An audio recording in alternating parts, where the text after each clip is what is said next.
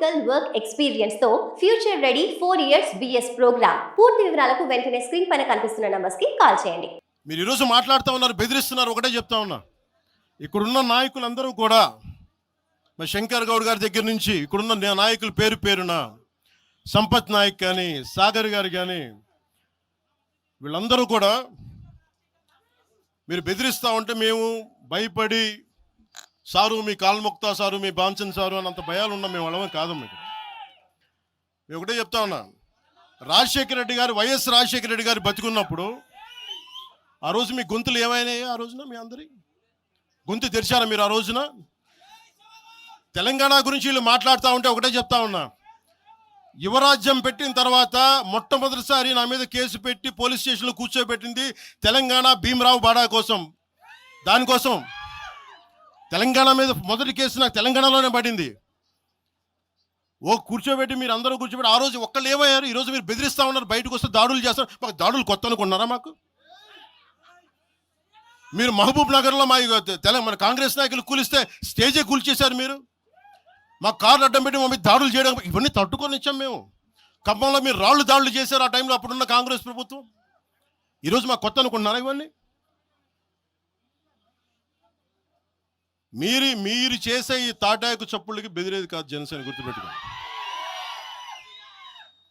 ఏదైనా మాట్లాడితే తెలంగాణ ప్రభుత్వం అధినేతలు కూడా చెప్తా ఉన్నాను, మీ ఇళ్లలోకి వచ్చి దూరిపోయి ప్రైవేట్ ఆస్తుల్లోకి వచ్చి నిజంగా ఒక తప్పు జరిగే ఉంటే, నేను ఈరోజు మళ్ళీ చెప్తున్నాను, రీఐటరేటింగ్, యు సీజ్ ద ప్రాపర్టీ.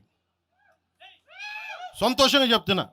అక్కడ ఉన్నది నాకు గోశాల ఉంది. అక్కడ ఒక 60-70 గోవులు ఉంటాయి. అక్కడ వాటి గడ్డి కోసం ఉంటుంది.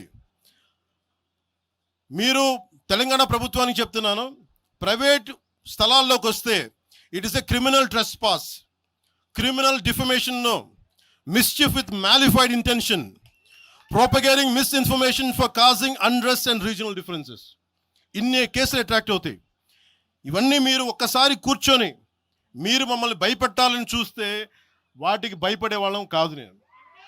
మీరు ప్రతి చోట మీరు రీజనల్గా ప్రతిసారి పట్టుకొస్తే ఇక్కడున్న జర్నలిస్టులో కానీ, ఐఏఎస్ ఐపీఎస్లో కానీ అన్ని జాతులు ఉన్నాయి, అన్ని కులాలు ఉన్నాయి. ఒక్క ప్రాంతానికి చెందిన వాళ్ళు లేరు ఈ భారతదేశంలో. నిజంగా కూర్చోబెట్టి తెలంగాణకు ద్రోహం చేస్తే మొట్టమొదటి గొంతు లేపే జనసేన లేకపోతే. ఆ రోజు మీరు అందరూ మర్చిపోయారేమో, మేము లేపాము గొంతులు.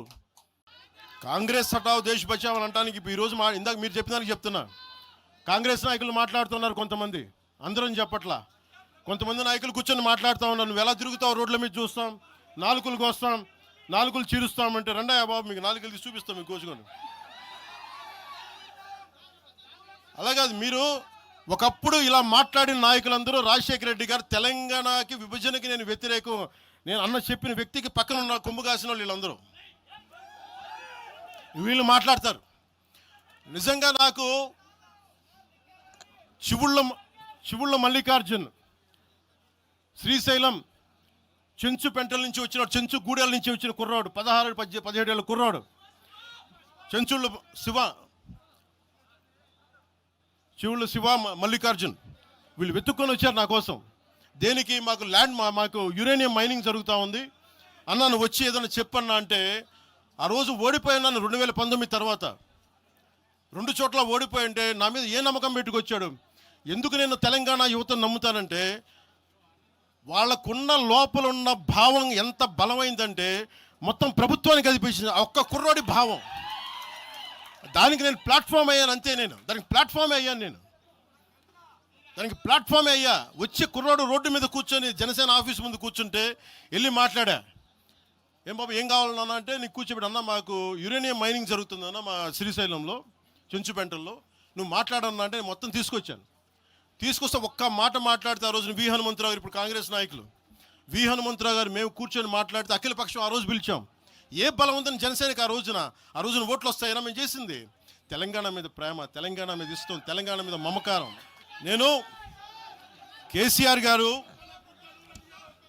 గారు భారత రాష్ట్ర సమితి పెట్టి ఆంధ్రాలో పార్టీ పెట్టినప్పుడు స్వాగతించిన వాడిని నేను.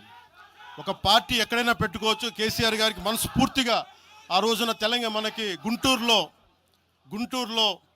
బీఆర్ఎస్ పార్టీ కార్యాలయం పెడితే, అంతకుముందు జనసేనలో పనిచేసిన నాయకుల్ని ఆయన ప్రెసిడెంట్గా పెడితే మనస్ఫూర్తిగా స్వాగతించాం.